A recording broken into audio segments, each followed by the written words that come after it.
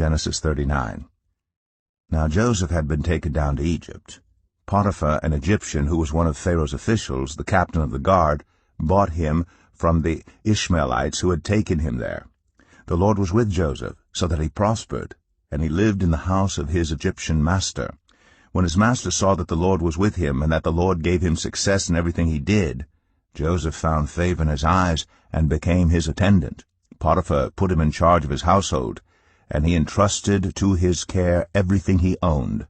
From the time he put him in charge of his household and of all that he owned, the Lord blessed the household of the Egyptian because of Joseph. The blessing of the Lord was on everything Potiphar had, both in the house and in the field. So Potiphar left everything he had in Joseph's care. With Joseph in charge, he did not concern himself with anything except the food he ate. Now Joseph was well built and handsome. And after a while his master's wife took notice of Joseph and said, "Come to bed with me." But he refused. With me in charge, he told her, "My master does not concern himself with anything in the house. Everything he owns he has entrusted to my care. No one is greater in this house than I am. My master has withheld nothing from me except you, because you are his wife. How then could I do such a wicked thing and sin against God?"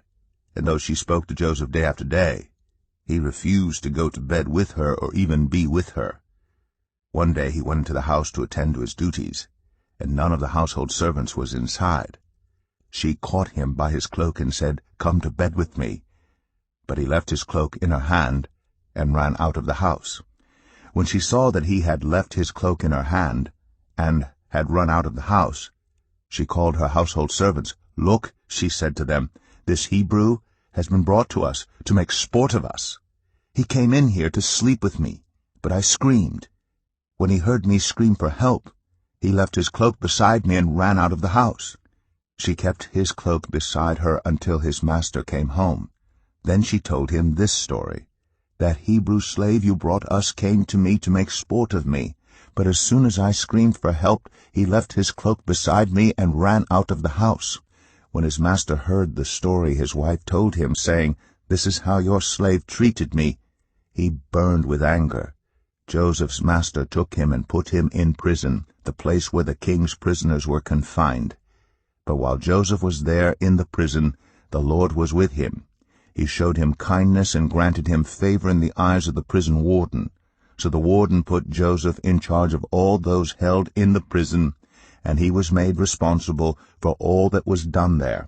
The warden paid no attention to anything under Joseph's care, because the Lord was with Joseph and gave him success in whatever he did.